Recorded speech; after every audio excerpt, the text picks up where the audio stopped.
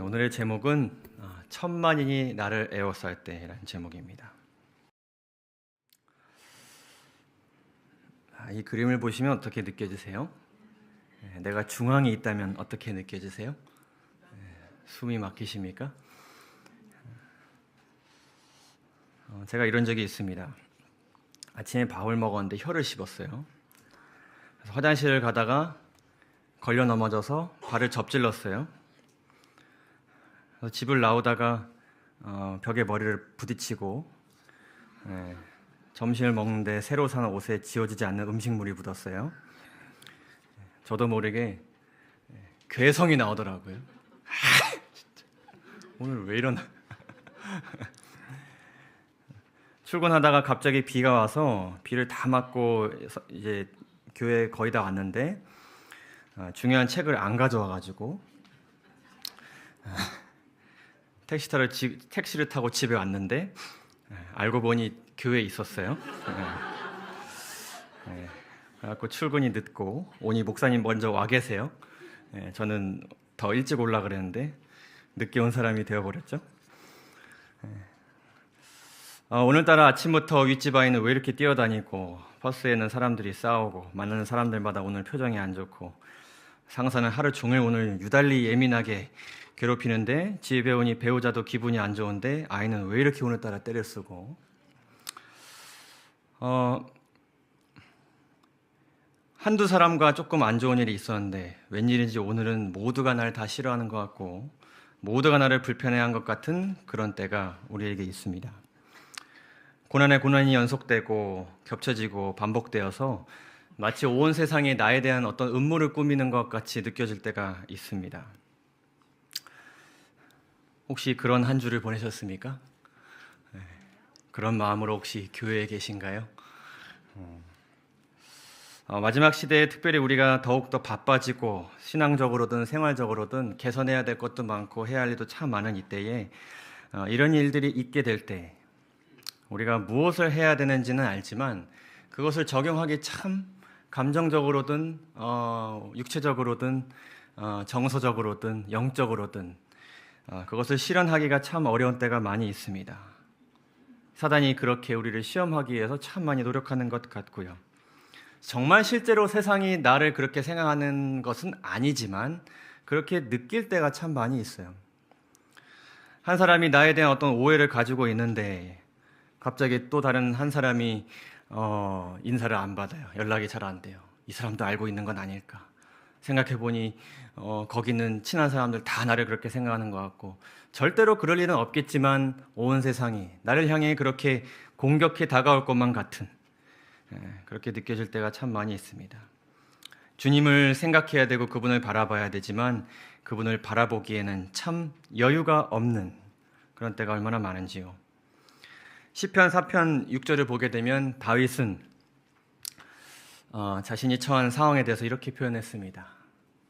천만인이 나를 에워싸고 진을 치고 있는 것과 같다. 어떻게 보면 우리가 가장 하나님을 찾아야 하고 예수님을 바라봐야 하고 가장 하나님의 말씀을 적용해야 되는 바로 그때 우리는 어떻게 해야 될까? 그리고 그런 때가 오기 전 우리는 무엇을 해야 될까 하는 것입니다. 그래서 오늘 그 누구보다도 정말 힘든 고난을 경험했던 이 다윗의 삶을 들여다볼까 합니다. 다윗의 그 인생이 처음으로 이 성경에 등장했던 시기는 참 밝게 빛나던 순간이었습니다. 이렇게 잘 자랐고 크게 될 것처럼 보여졌던 형들 가운데서 다윗은 부르심을 받았습니다. 뭐 선교회장으로 부르심 받았나요? 수석지사로 부르심을 받았나요? 차기 왕으로 부르심을 받습니다. 모두가 의심했던 그때 다윗은 믿음으로 이것을 증명해냈습니다. 이 사람은 그럴 만한 충분한 그릇이 있는 사람으로 보여졌습니다. 그러나 그렇게 보여졌기 때문에 그의 삶은 도망하는 자의 삶으로 꼴지어지게 되었습니다. 현 왕의 엄청난 질투를 받게 되었고 시기를 받게 되었고 다윗은 기름 부음 받음에 응한 것이 돌팔매를 들고 굳이 오지랖을 부려서 군사들 다 있는데 골리앗에까지 나아간 것이 후회가 될 정도로 다윗은 정말 힘들게 살아왔습니다. 어떻게 보면 비유일지도 모르겠지만 정말 다윗의 삶은 늘 천만인에 둘러싸여서 언제라도 다윗이 접근해 온다거나 잘못하면 화살이 날라올 것만 같은 그런 상황 속에서 다윗은 계속해서 살아왔습니다. 그러나 다윗은 끝까지 하나님 붙잡았고 인내했고 부르심을 기다렸고 마침내 그는 왕위에 오르게 되었습니다. 그 이스라엘 역사에서 가장 찬란히 빛났던 그리고 예수님의 조상이 되는 그러한 특권을 누릴 수 있는 그런 밝게 빛나는 믿음의 조상으로서의 삶을 살았습니다. 그러나 한순간의 잘못은 그의 삶을 다시 요즘 말로 나락으로 떨어뜨렸습니다.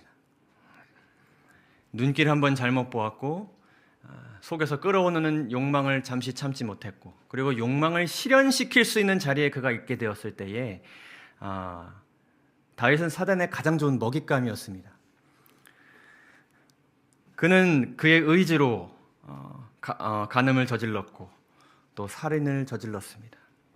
한 가정을 무참히 짓밟아 버렸습니다. 그가 이로 인한 죄책감에 괴로워하고 있을 때 하나님의 선지자 나단이 그를 찾아왔습니다. 그리고 그에게 한 비유의 이야기를 들려주었습니다.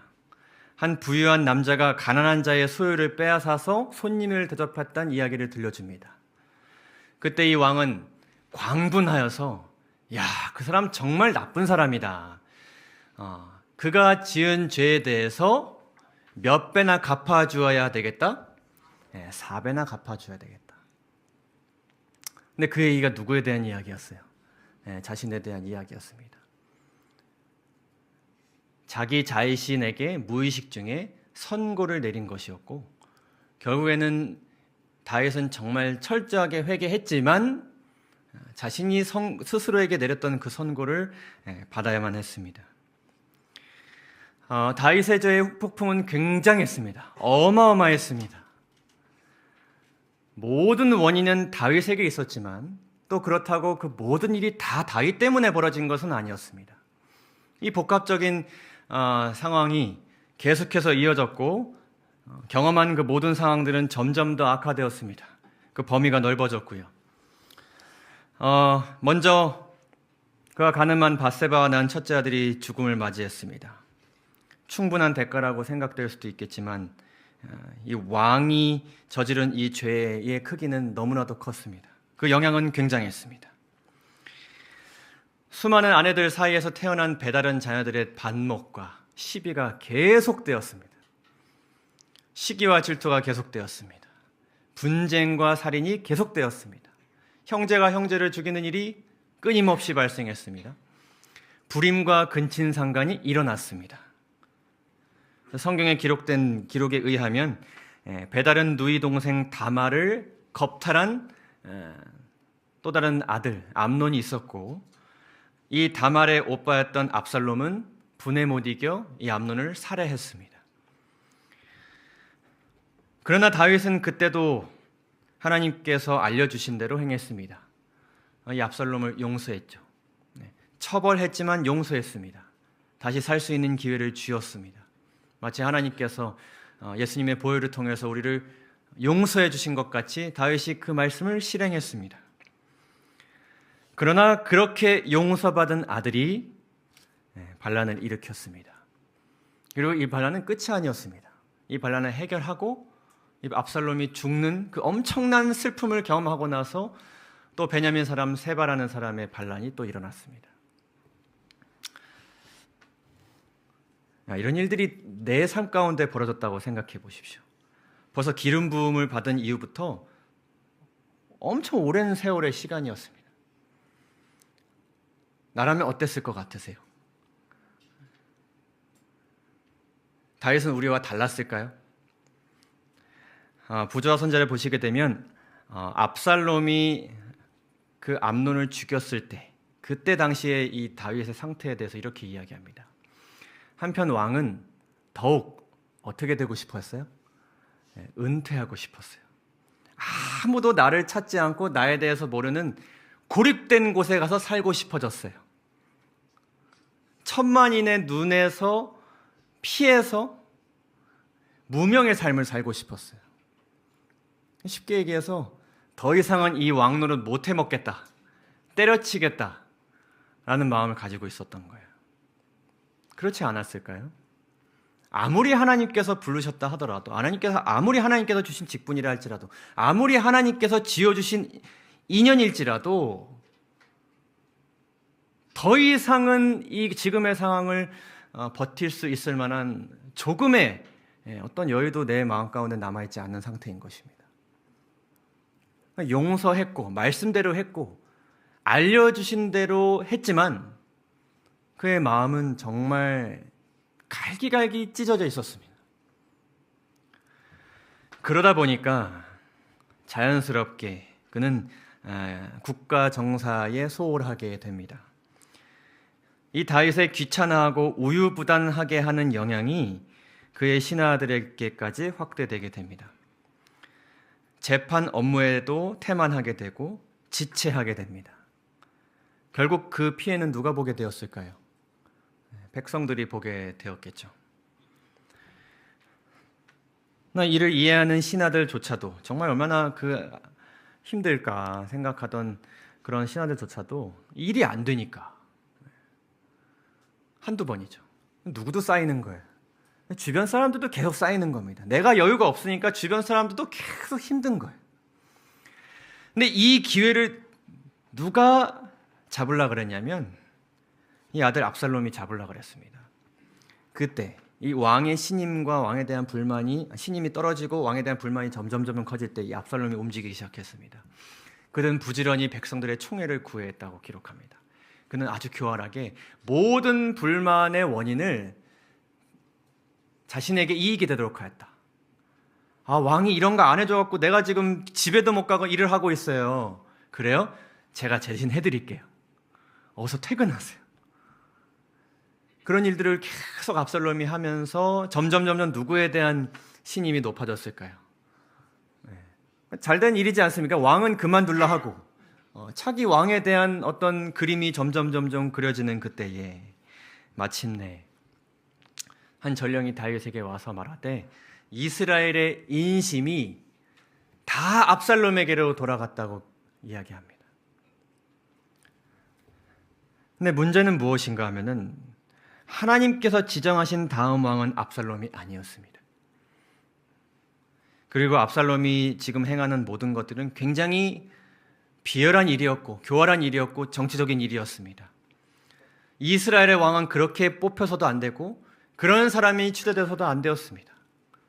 그리고 압살롬은 그를 용서한 아버지를 끌어내려서 군사적으로 강압적으로 끌어내려서 소위 이스라엘을 먹으려고 그가 노력했습니다. 이러한 행동이 점점 과감해지고 두려움을 느낄 만큼 커지자 이 다윗은 다시 한번 도망하게 됩니다. 여기에 느껴지는 이 다윗의 마음 한번 여러분 생각해 보시죠.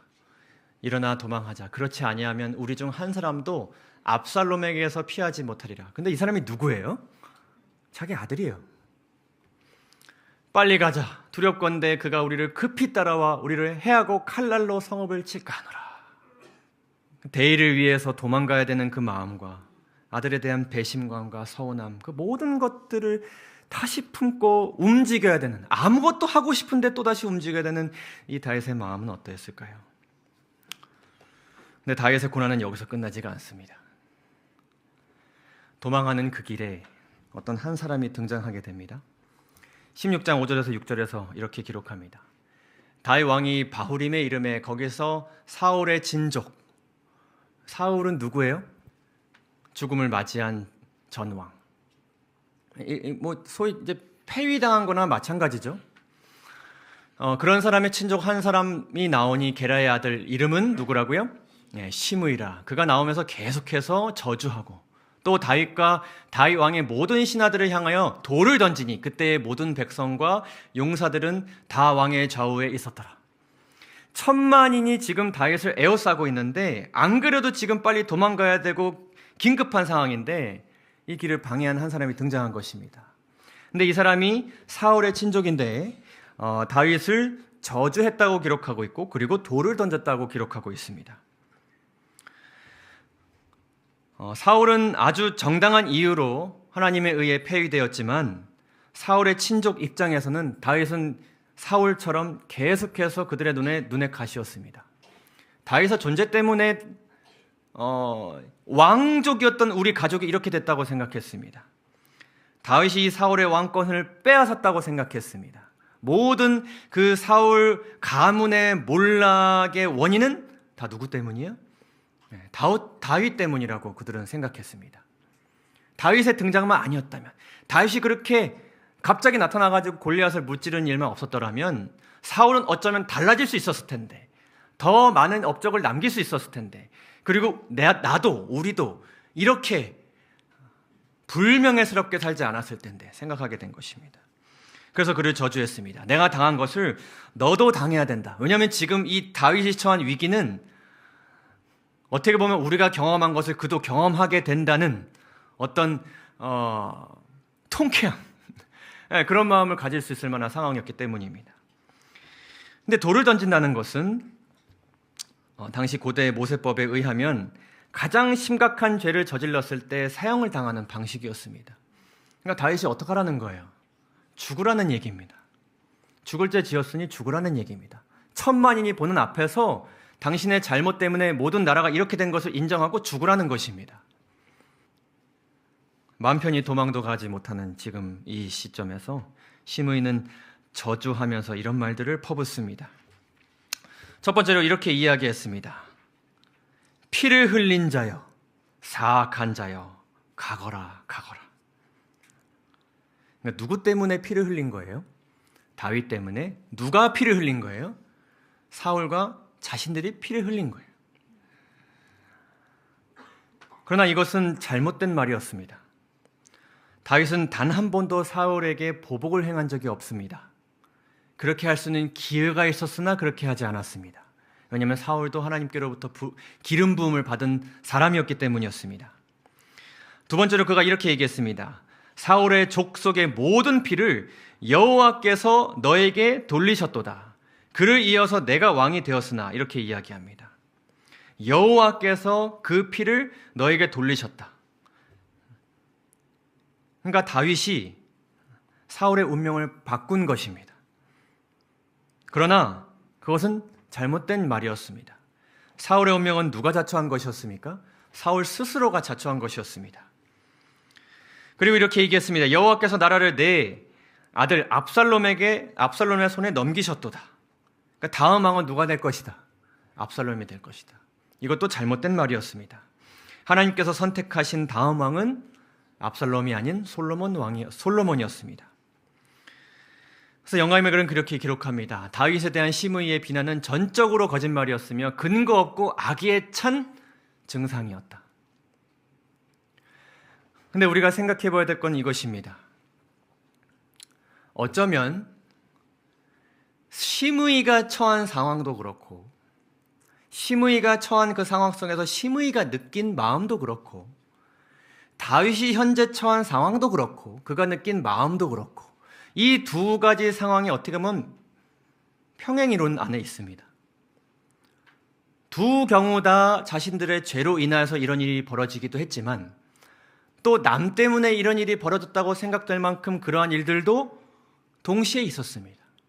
그래서 어쩌면 시므이가 나타난 이 반응은 어떻게 보면 가장 인간적이면서도 가장 우리 같은 반응일 수도 있습니다. 이 시므이가 그렇게까지 했는데 시므이는 거기서 멈추지 않았습니다. 이어서 기록하기를 다윗과 그의 추종자들이 길을 갈 때에 시므이는 산비탈로 어떻게 했다고 나와 있어요? 따라갔다고 나와 있습니다.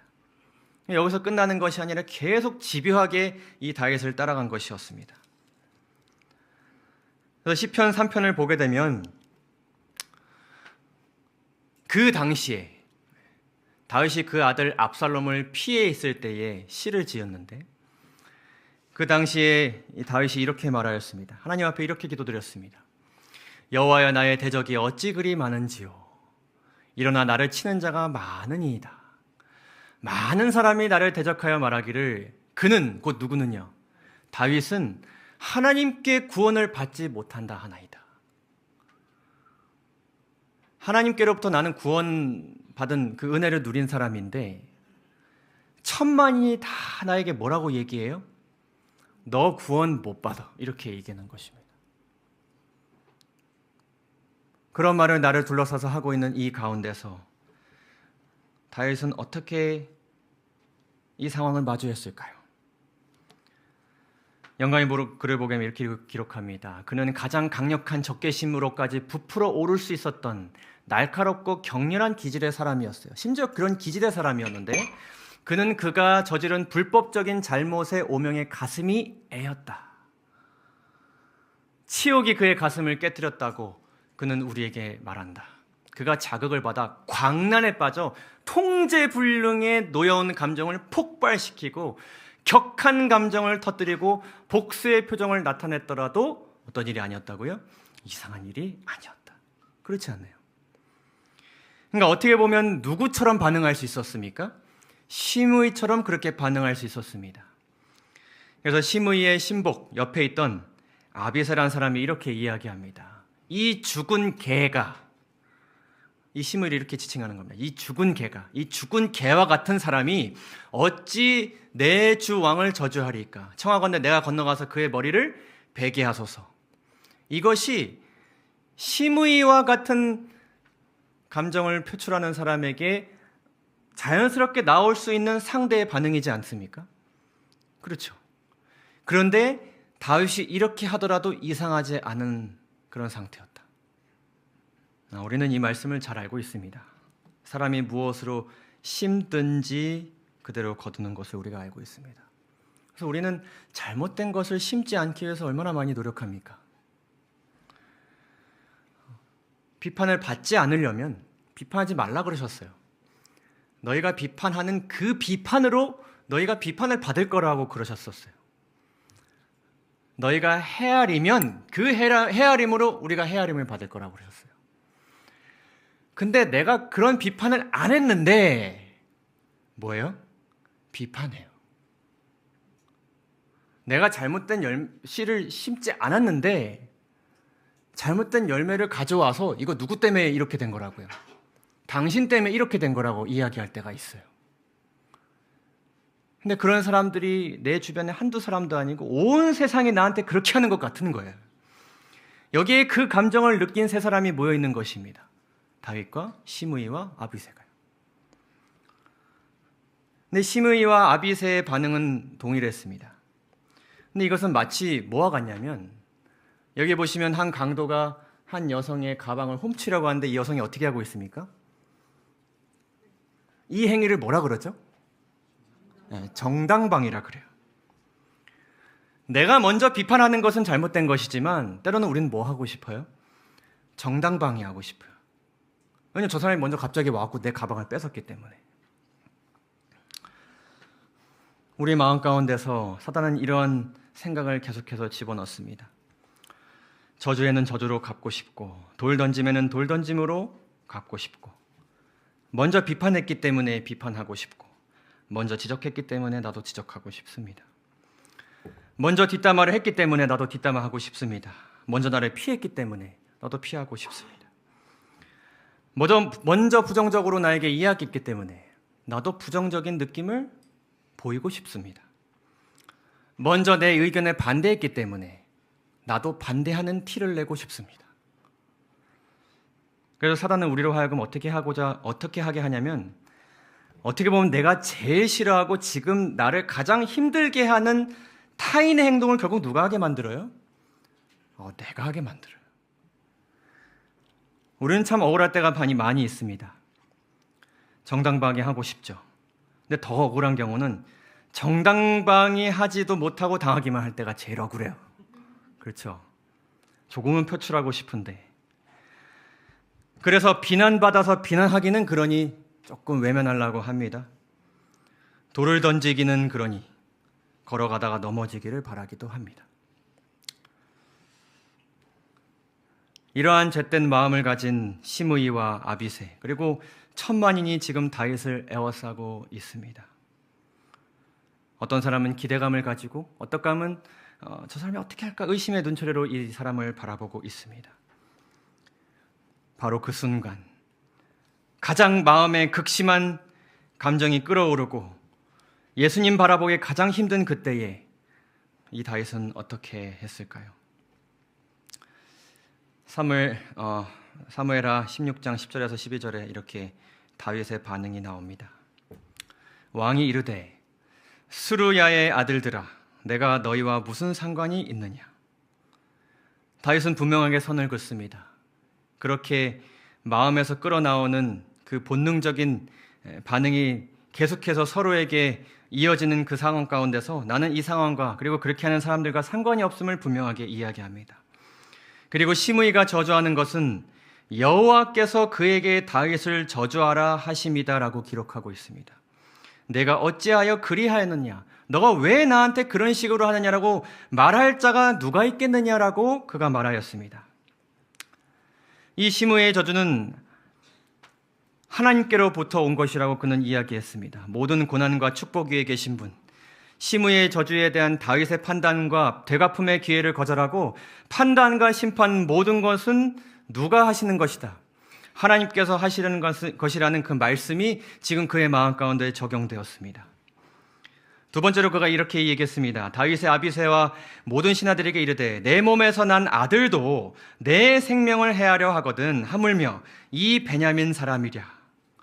여호와께서 그에게 명령하신 것이니 그가 저주하게 내버려 두라라고 말합니다. 지금의 고난을 지난 자신의 과오에 대한 하나님의 징계로 그가 받아들이고 있습니다. 전적으로 나 때문은 아니지만 내 죄로 인해 비롯되는 것, 모든 삶 가운데 모든 불안은 나의 욕심으로 시작되었다는 말씀과 하나님께서 죄를 지적하시는 것에 대한 인정과 회개의 정신이 지금 이 순간 그의 마음에 적용된 것입니다. 혹시 여호와께서 나의 원통함을 감찰하시리니 오늘 그 저주 때문에 여호와께서 선으로 내게 갚아주시라라고 기록합니다. 그는 하나님께서 그에게 징계만 주시는 분으로 기억하고 있지 않습니다. 하나님을 향한 참된 믿음과 경외심이 지금 드러나게 된 것입니다. 우리가 알거니와 하나님을 사랑하는 자고 그의 뜻대로 부르심을 받은 자들에게는 모든 것이 합력하여 선을 이룬다는 말씀이 지금 그에게 적용이 된 것입니다. 유대 역사가 요세푸스의 유대 고대사를 보게 되면 이 장면을 이렇게 그가 기록하고 있습니다. 다윗의 한 말에 대해서요. 다윗은 아베세를 만류하면서 이렇게 말했다. 우리가 당한 재난을 다른 사람에게까지 당하도록 강요하지 말자. 누군가 천만인이 에워서서 우리 힘들게 살아왔잖아. 저 사람도 그렇게 살아가도록 두지 말자. 아마도 하나님께서는 우리를 불쌍히 여기실 걸세. 만일 이것이 하나님의 뜻이라면 우리는 모욕을 참고 견뎌야 할 걸세. 이렇게 말하였습니다. 어떻게 이렇게 말할 수 있었을까요? 그 순간 우리가 지금 이 상황을 조금 멀리서 보면은 그래야겠구나라고 이해할 수 있잖아요. 여러분들 이 상황 가장 중심에 있을 때를 기억해 보세요. 말씀이 뭐예요? 지난 안식일은 뭐고 예배드린 건 뭐예요? 지금 나를 휘감고 있는 이 모든 악한 것들에 의해서 중심을 잡기 너무 어렵지 않습니까? 다윗은 어떻게 이렇게 이야기할 수 있었을까? 침착하지는 못했어요. 침착하지는 못했어요. 그러나 어떻게 이렇게 할 수 있었을까? 다시 한번 시편 3편을 보기를 원합니다. 그 시기에 지은 다윗의 시를 다시 한번 우리가 보기를 원합니다. 다윗은 가장 힘들 때 시편을 썼습니다. 그는 가장 힘들 때 그의 마음을 찬양의 가사로 적었어요. 그것이 다윗이 이런 시간을 대비하는 준비였고 또 이 시간을 버티는 힘이었으며 그 시간에서 구원받을 수 있는 통로가 되었습니다. 그가 이렇게 그 당시에 이렇게 말하였습니다. 여호와여 나의 대적이 어찌 그리 많은지요 일어나 나를 치는 자가 많으니이다. 많은 사람이 나를 대적하여 말하기를 그는 하나님께 구원을 받지 못한다 하나이다. 자, 다윗이 어떻게 얘기하는지 여러분 보시기 바랍니다. 여호와여 주는 나의 방패시오 나의 영광이시오 나의 머리를 드시는 자신이이다. 내가 나의 목소리로 여호와께 부르짖으니 그의 성산에서 응답하시는도다. 내가 누워 자고 깨었으니 여호와께서 나를 붙드심이로다. 천만인이 나를 에워싸 진친다 하여도 나는 두려워하지 아니하리다. 여호와여 일어나소서 나의 하나님이여 나를 구원하소서. 주께서 나의 모든 원수의 뺨을 치시며 악인의 일을 꺾으셨나이다.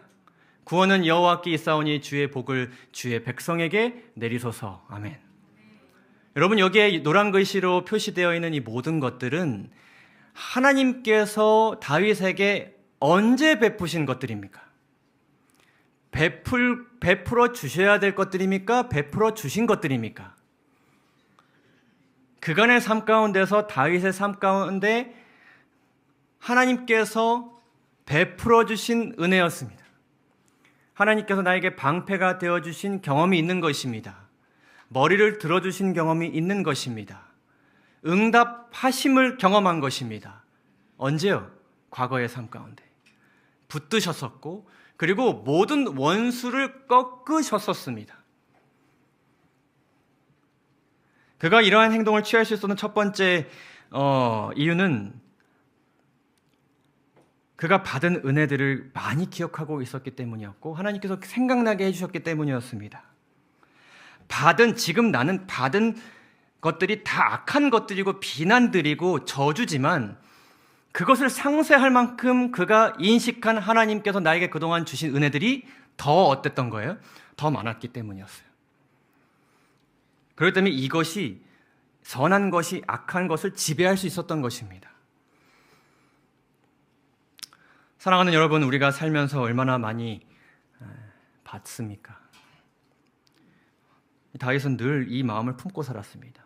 내게 주신 모든 은혜를 내가 여호와께 무엇으로 보답할까? 늘 다윗은 이 생각이었어요.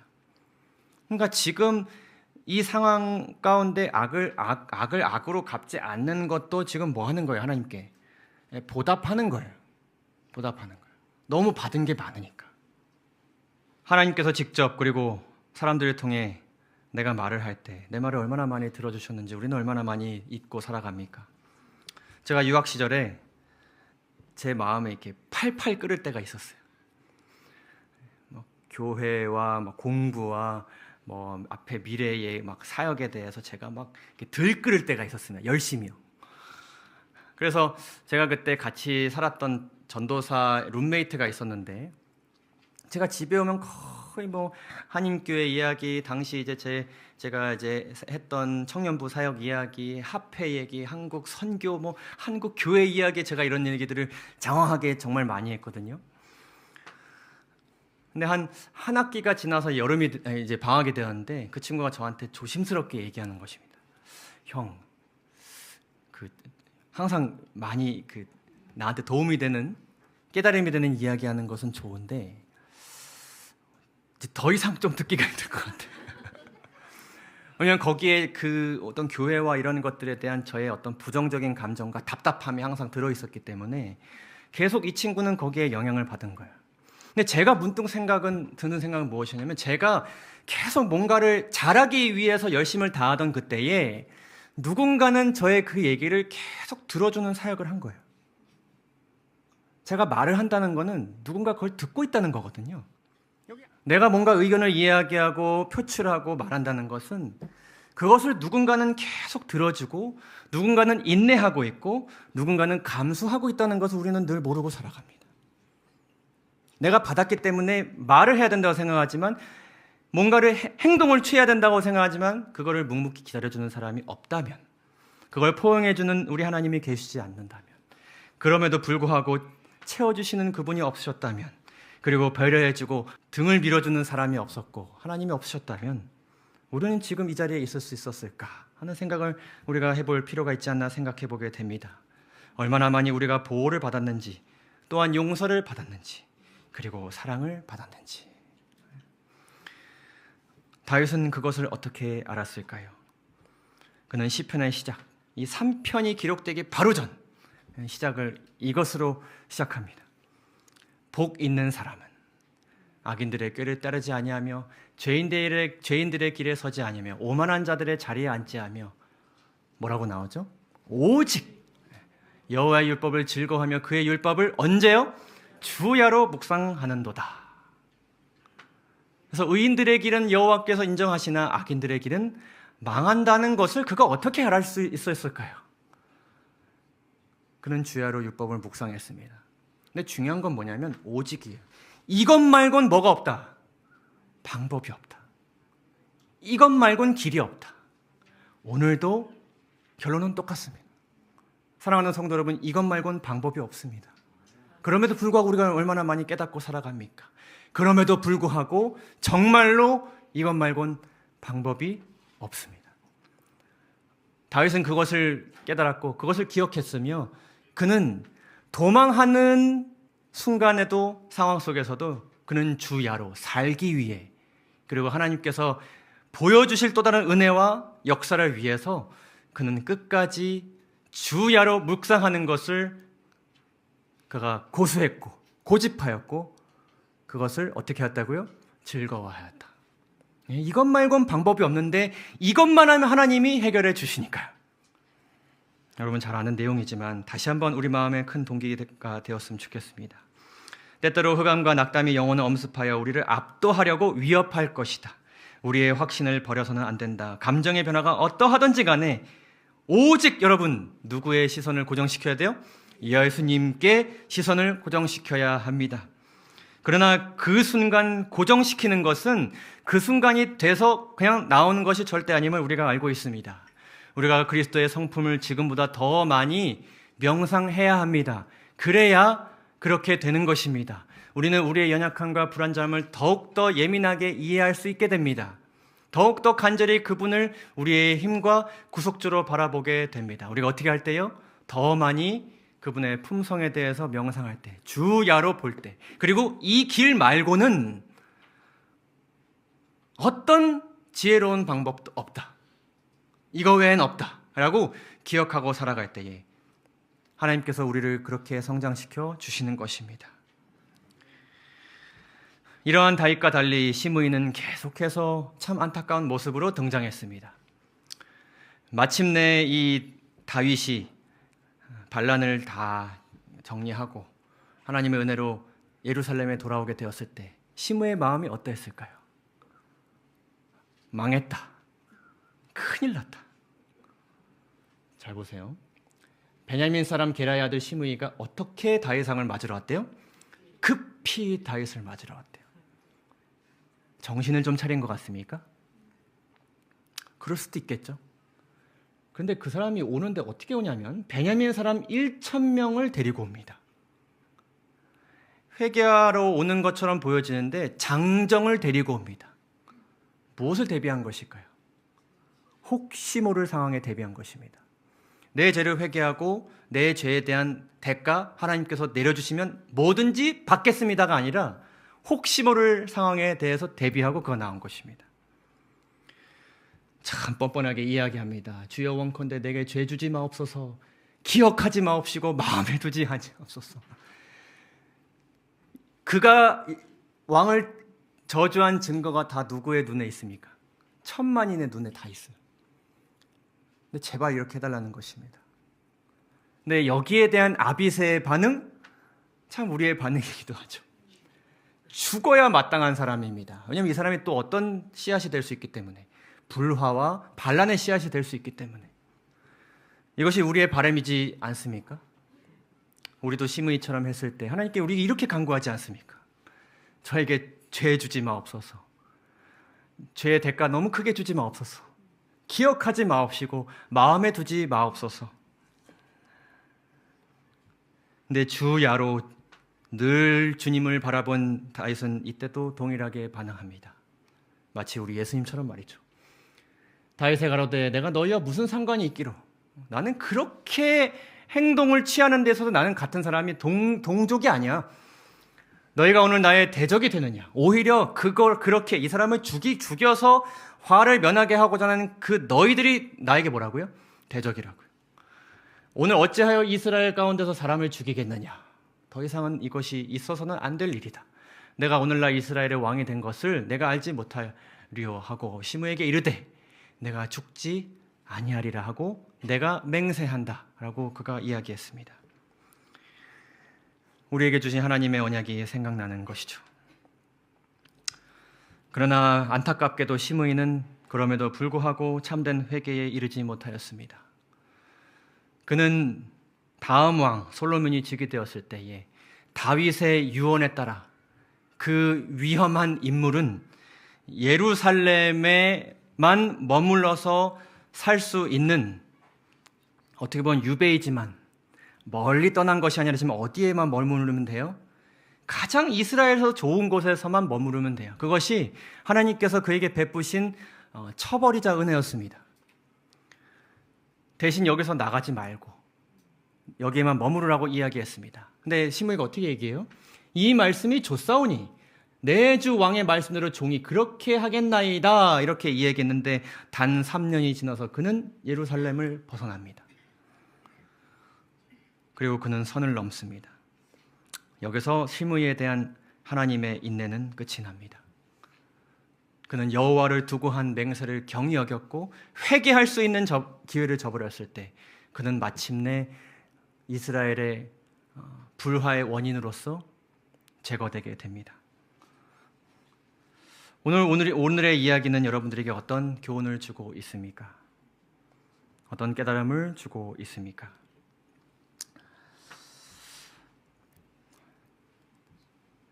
다윗은 사무엘하 22장에서 이렇게 기록합니다. 내가 환난 중에서 여호와께 아뢰며 나의 하나님께 아뢰었더니 그가 그의 성전에서 내 소리를 들으시며 나의 부르짖음이 그의 귀에 들렸도다 이렇게 기록합니다. 그는 이 모든 일이 지나고 나서 그리고 그 모든 일이 다시 반복되었던 그 중간 시점에서 이런 찬양의 노래를 그가 부릅니다. 개인적으로 여러분 사무엘하 22장을 꼭 읽어보시기 바랍니다. 그는 하나님과의 끊임없는 교제를 통해 환난을 준비했고 환난을 통해 하나님과 더욱 가까워졌으며 환난을 통해 하나님의 더 크고 풍성한 은혜를 경험하게 되었습니다. 그에게는 모든 이런 시간에 전 시간도 은혜였고 그것을 경험하는 때도 은혜였고 지나간 때도 은혜였습니다. 끊임없는 위기에 둘러싸인 다윗은 자기에게 언제나 하나님의 보호하시는 손길이 필요함을 깨달았다. 위험은 그로 기도하게 만들었고 도움을 구하기 위해 하나님을 바라보게 하였다. 위태로운 삶은 그에게 깊은 종교적 경험을 확고하게 하는 데 도움을 주었고 근심들은 그를 하나님께로 이끌었고 그에게 하나님의 끊임없는 지도와 돌보심을 개인적으로 체험하도록 해주었다. 이 경험이 우리에게도 은혜가 되기를 간절히 소망합니다. 오늘 말씀을 마치도록 하겠습니다. 먼저 기억해야 될 것은 사단은 악을 낳기를 원하고 그 크기와 범위가 계속해서 커지기를 원한다는 사실을 우리가 모두 기억하게 되시기를 간절히 바랍니다. 사단은 현재의 고난 속에서 나를 가장 힘들게 하는 그 죄를 내가 짓도록 만들어서 나로 인하여서 그 죄가 커지게 만들고 나로 인하여서 내가 그 죄를 저지름으로 인하여서 죄책감을 크게 만들기 위해서 얼마나 많이 노력하는지 모릅니다. 늘 이러한 사단의 공격을 인지하시고 오늘도 결국 예수님만이 결론인 것을 기억하게 되시기를 간절히 바랍니다. 혹 삶 가운데 눈에 띄는 성장과 변화가 잘 보이지 않을지라도 이것은 되지 않는 것이다, 가능하지 않는 것이다 결론 내리지 마시고 무엇에 더 내가 열심을 다해야 할 것인가, 무엇을 더 내가 실천해야 될 것인가 생각하면서 악을 선으로 갚아주실 하나님을 끝까지 신뢰하고 신뢰를 키워나가는 노력을 멈추지 않게 되시기를 간절히 바랍니다. 여러분들이 저와 모두가 그분과 끊임없이 교제하고 있다면 혹 눈에 띄는 변화가 별로 없을지라도 남들이 변화되지 않는다고 이야기할지라도 우리의 믿음과 품성은 분명히 그분의 은혜로 온전해지고 있습니다. 여러분 이 사실을 믿고 기억하게 되시기를 간절히 바라면서 오늘 말씀을 마치도록 하겠습니다. 감사합니다.